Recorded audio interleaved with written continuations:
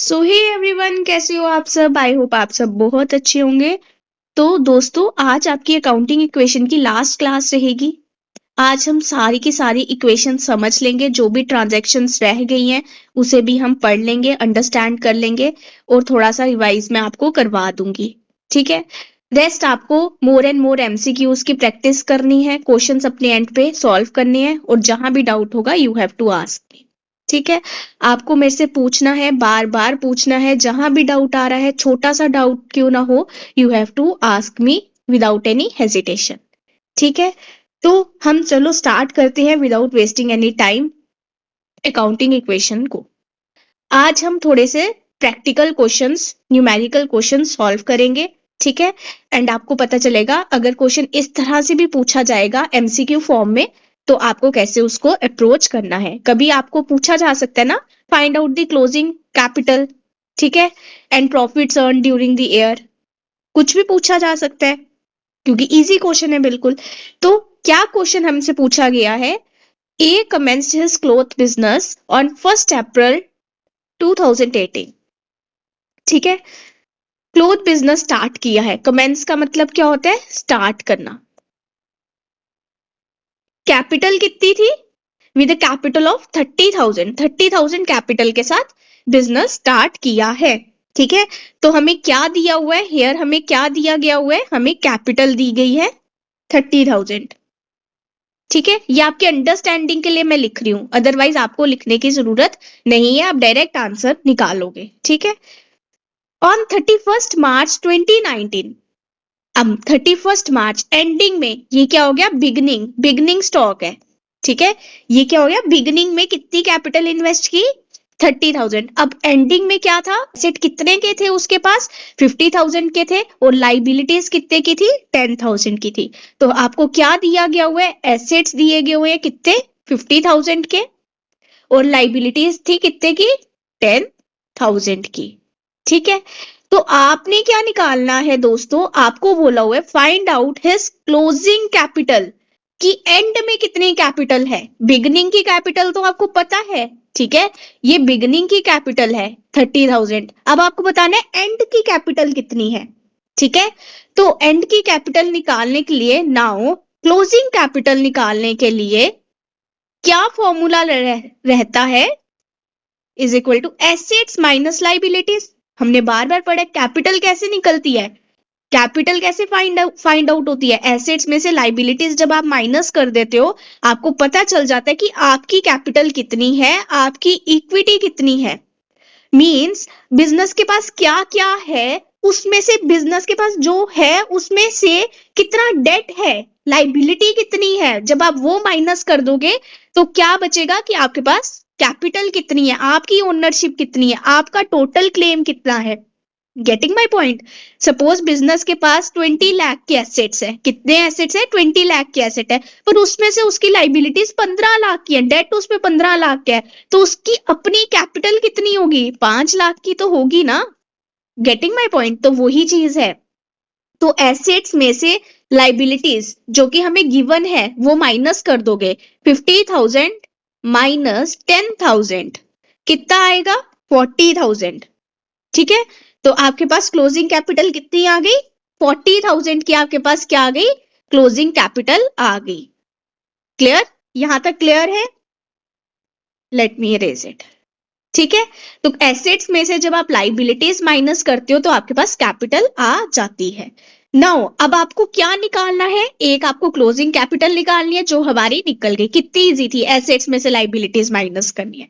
अब आपको प्रॉफिट निकालना है, तो प्रॉफिट आप कैसे निकालोगे, क्लोजिंग कैपिटल में से जब आप ओपनिंग कैपिटल माइनस कर दोगे तो आपको पता चल जाएगा ना कितना प्रॉफिट है। मतलब स्टार्ट में आपके पास कैपिटल थी 30,000, पर क्लोज करते वक्त क्लोजिंग कैपिटल थी आपके पास 40,000। इट मींस 10,000 का क्या हो गया दोस्तों, आपको 10,000 का हुआ profit. Got it or not. तो 40,000 में से जब आप 30,000 माइनस कर दोगे तो 10,000 का क्या हो गया, आपको प्रॉफिट हो गया।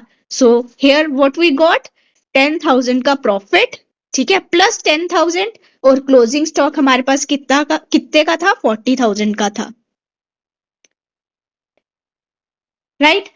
तो जब बिजनेस स्टार्ट किया, ओपनिंग कैपिटल कितने की थी, 30,000 की थी, ठीक है।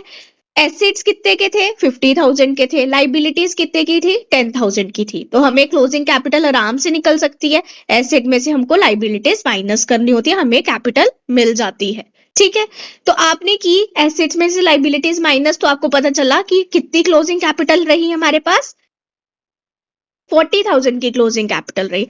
अब हमें बोला है कि प्रॉफिट भी निकालना है। प्रॉफिट कैसे निकलेगा, जब हमने बिजनेस को स्टार्ट किया तब कितना था हमारे पास कैपिटल, और जब बिजनेस को का एंड हो रहा है, मतलब कि जब सेशन एंड हो रहा है या ईयर एंड हो रहा है, ठीक है, जब क्लोजिंग स्टॉक हमारे पास आ रहा है, जब हम उसके साथ कंपेयर कर रहे हैं तब कितना हमारे पास स्टॉक है, जब हम वो उसको हम कैलकुलेट करेंगे तो हमें पता चलेगा आइदर हमें प्रॉफिट हुआ है या लॉस हुआ है।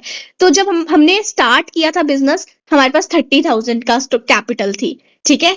पर जब हमने बिजनेस को एंड किया तो अब हमारे पास कितना है, 40,000 का है सामान, ठीक है। तो 10,000 क्या हो गया, प्रॉफिट हो गया। आई hope you got it now, ठीक है। तो इसका इजी सा रूल क्या है, क्लोजिंग कैपिटल में से जब आप ओपनिंग कैपिटल माइनस कर देते हो आपको पता चल जाता है प्रॉफिट है या लॉस है, ठीक है। I hope this is clear to you all, right. मतलब क्लोजिंग स्टॉक जो था आपके पास, क्लोजिंग कैपिटल जो थी आपके पास, वो कैसे थी, वो उस मतलब क्लोजिंग कैपिटल मतलब एसेट्स में से लाइबिलिटीज माइनस कर दी 40,000 की, मतलब आपके पास अब ज्यादा सामान है, आपकी ओनरशिप बढ़ गई है, टोटल ओनरशिप इंक्रीज हो गई है। हुई है कि नहीं हुई है टोटल ओनरशिप इंक्रीज, पहले अगर टोटल ओनरशिप 30,000 की थी अब 40,000 की हुई है, तो 10,000 का क्या हो गया, प्रॉफिट हो गया। Got it. तो अगर प्रॉफिट बोला होता सिर्फ आपको निकालने के लिए तो भी आपको क्लोजिंग कैपिटल निकालनी पड़नी थी, क्योंकि बिना क्लोजिंग कैपिटल के आप कैसे प्रॉफिट निकालते, इस क्वेश्चन के अकॉर्डिंगली बोल रही हूँ, ठीक है। इस क्वेश्चन के अकॉर्डिंगली अगर आपको सिर्फ बोला होता find out the profit earn during the year, तो क्या आपका फॉर्मूला होना था, closing capital minus opening capital. फिर उसके लिए आपको क्लोजिंग कैपिटल निकालनी पड़नी थी क्योंकि हमारे पास नहीं थी। तो क्लोजिंग कैपिटल कैसे निकलेगी, क्योंकि हमें बताया है कि 31 मार्च 2019 मतलब एंडिंग में कितने एसेट्स है, कितनी लाइबिलिटीज है, जब वो माइनस कर दोगे आपको क्लोजिंग कैपिटल मिल जाएगी 40,000 की, ठीक है। तो 40 में से 30 माइनस कर दोगे 10,000 का आपको हो गया profit. I hope this question is clear to you now. Now your next question, if the capital of a business is 1,40,000 and liabilities is 80,000 तो total assets कितने हैं, वेरी इजी क्वेश्चन। मतलब आपको क्या दिया हुआ है, कैपिटल दी है कितनी, 1,40,000 की, और लाइबिलिटीज कितने की दी है, 80,000 की। बस वही इक्वेशन ही आपने लगानी है, टोटल एसेट्स निकालने हैं आपको, लाइबिलिटीज प्लस कैपिटल, यही आपका फॉर्मूला होता है, लाइबिलिटीज प्लस कैपिटल, यही फॉर्मूला होता है ना, कि टोटल एसेट्स कितनी है, जितनी लाइबिलिटीज है और जितनी कैपिटल है, वही उन्हीं का सम टोटल हमारा एसेट्स होता है, हमने समझा हुआ है, ठीक है। तो लाइबिलिटीज कितनी है, 1,40,000 की, प्लस कैपिटल कितनी है, 80,000 की, तो टोटल कितना हो गया, 2,20,000। तो आंसर क्या हुआ, 2,20,000 इज द राइट आंसर। जो भी ऑप्शन में 2,20,000 होगा वो आपका ऑप्शन राइट होगा, ठीक है। I hope you got it, very simple question, very easy question. बस आपको इक्वेशन पता होना चाहिए, assets is equal to capital plus liabilities.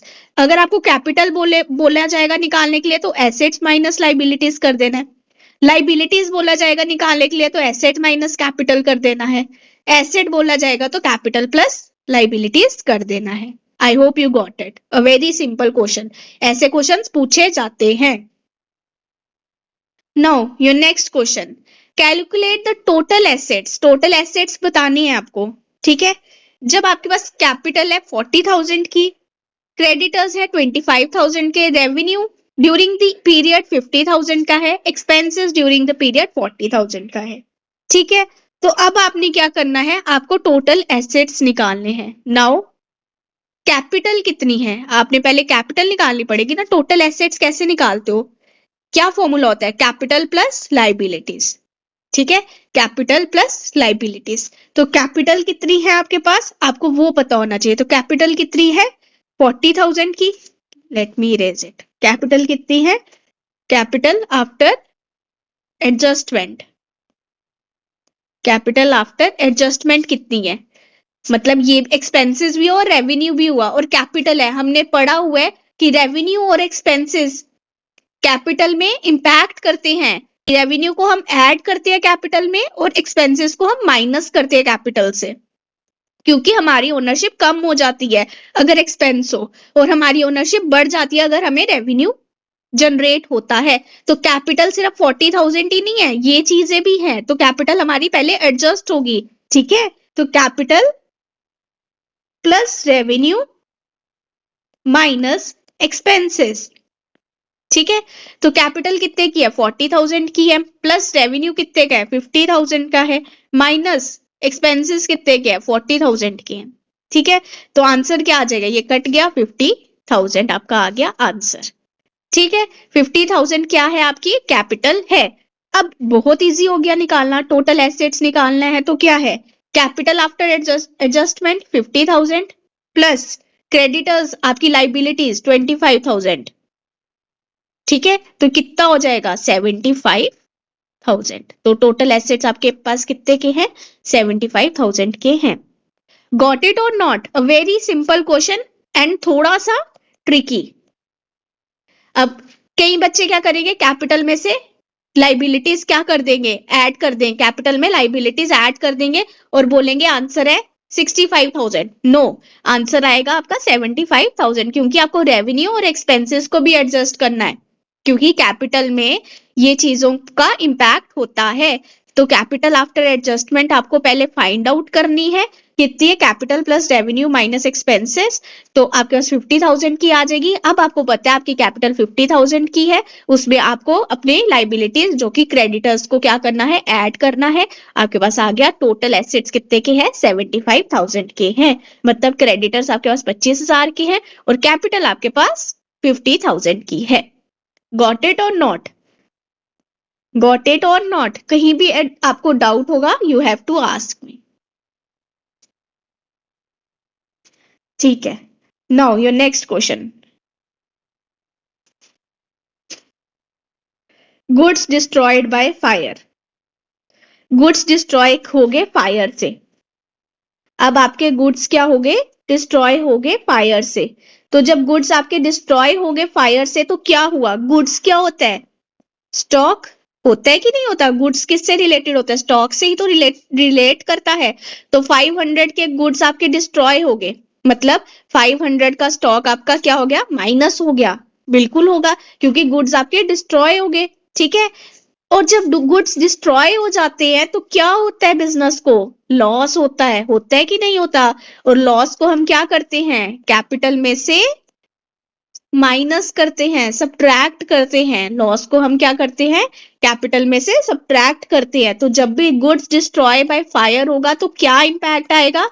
एक तो आपका स्टॉक कम हो जाएगा, ठीक है। एक हमारा क्या होगा? स्टॉक कम होगा दोस्तों, और दूसरा कैपिटल भी हमारी क्या हो जाएगी? कम हो जाएगी।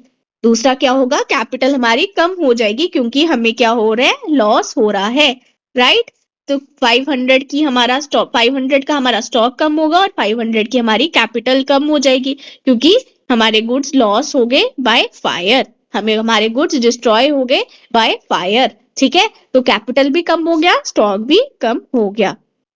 आई होप ये समझ आ रहा होगा आपको, ठीक है। कि अब हमारा क्या हो गया? स्टॉक कम हो गया ना, गुड्स हमारे डिस्ट्रॉय हो गए। जब गुड्स डिस्ट्रॉय हो गए 500 के, तो हमारा स्टॉक कम हो गया, ठीक है। ऐसे हमारा स्टॉक 500 का ज्यादा होना था, और साथ ही में लॉस हो रहा है, एक्सपेंस हो, लॉस हो, रेवेन्यू हो, गेन हो, तो हमारा कैपिटल, तो हमारी कैपिटल इंपैक्ट होती है। एक्सपेंस और लॉस में हमारी कैपिटल कम हो जाती है, रेवेन्यू और गेन में हमारी कैपिटल बढ़ जाती है, इंक्रीज हो जाती है। I hope this is clear to you now. Now introduced fresh capital क्या है? इंट्रोड्यूस की, फ्रेश कैपिटल इंट्रोड्यूस की, ठीक है। तो जब आप फ्रेश कैपिटल इंट्रोड्यूस करते हो तो क्या होगा? मतलब आपने नई कैपिटल इंट्रोड्यूस की। पहले तो बिजनेस स्टार्ट करते वक्त एक कैपिटल होती है, वो नहीं, बिजनेस के बीच में भी आपने फ्रेश कैपिटल इंट्रोड्यूस की, तो क्या होगा? कैपिटल तो क्या होगा? Let me raise it. Cash आपका इंक्रीज हो जाएगा, बिल्कुल होगा, ठीक है। 25,000 की अगर आपने कैपिटल फिर से इंट्रोड्यूस की, मतलब 25,000 रुपया और पैसा डाला बिजनेस में, तो क्या होगा, कैश इंक्रीज हो जाएगा, ठीक है। साथ में क्या होगा, कैपिटल इंक्रीज हो जाएगी। सेम ही है, बस ये है कि मैंने आपको बता दिया कि अगर फ्रेश कैपिटल होगी तब भी सेम इंपैक्ट आएगा। ये नहीं सोच रहा कि मैम फ्रेश कैपिटल था तो हमने पढ़ा नहीं था। सेम चीज है, कैश भी इंक्रीज हो जाएगा, कैपिटल भी इंक्रीज हो जाएगी, ठीक है। जब भी इंट्रोड्यूस करोगे फ्रेश कैपिटल तो कैश भी इंक्रीज होगा और कैपिटल भी इंक्रीज होगी, ऑलरेडी पढ़ा हुआ है हमने ये, ठीक है। Now your next entry, invested in shares. आपने क्या किया, शेयर्स में इन्वेस्ट किया। किस में इन्वेस्ट किया, शेयर्स में इन्वेस्ट किया। तो क्या होगा इसका, 50,000 का आपने शेयर्स में इन्वेस्ट किया, पर्सनल है, पर्सनल आपने क्या किया, शेयर्स में इन्वेस्ट किया। तो 50,000 अगर आपने इन्वेस्ट किया शेयर्स में तो क्या होगा, आपका पैसे कम होंगे ना। शेयर्स में इन्वेस्ट कर रहे हो मतलब बैंक से कटेंगे पैसे, ठीक है। अगर आपका बैंक होगा तो बैंक से कट जाएंगे, कैश होगा तो कैश आपका कम हो जाएगा, ठीक है। बैंक और कैश आपका क्या हो जाएगा, कम हो जाएगा 50,000 का, ठीक है। साथ में क्या है, पर्सनल है, ड्राइंग्स हो रही हैं। पर्सनल मींस ड्राइंग्स है, तो ड्राइंग्स का क्या रहता है, इन्वेस्टेड इन शेयर लिखा हुआ है, पर्सनल ड्राइंग्स, ड्राइंग्स में इक्विटी क्या होती है, कम हो जाती है, कैपिटल क्या होती है, कम हो जाती है। तो ड्राइंग्स क्या हो जाएंगी, आपकी कैपिटल कम हो जाएगी। तो क्या इसका इंपैक्ट आएगा, एक तो आपका बैंक का बैलेंस कम होगा क्योंकि इन्वेस्ट किया आपने शेयर्स में तो पैसे कम हो रहे हैं। साथ में आपकी कैपिटल भी कम हो जाएगी क्योंकि ये क्या है, ड्राइंग्स है। गॉट इट और नॉट, ठीक है। क्योंकि पर्सनल वर्ड लिखा हुआ है, पर्सनल वर्ड मतलब ड्राइंग्स हो गई, ड्राइंग्स हुई तो क्या होगा, आपकी इक्विटी कम होगी, कैपिटल कम होगी, होगी कि नहीं होगी, पढ़ा हुआ है हमने। और इन्वेस्ट कर रहे हो तो पैसा आपसे जा रहा है, शेयर्स में इन्वेस्ट कर रहे हो तो बैंक से ही पैसा कटेगा ना। तो अगर नहीं लिखा होगा बैंक का balance, suppose suppose bank balance नहीं है, कैश है, ठीक है, तो कैश आपका कम हो जाएगा, राइट। तो अदरवाइज अगर बैंक का होगा ही होगा, बैंक का होगा ही होगा, तो बैंक आपका डिक्रीज हो जाएगा और कैपिटल आपकी डिक्रीज हो जाएगी। I hope this is clear to you.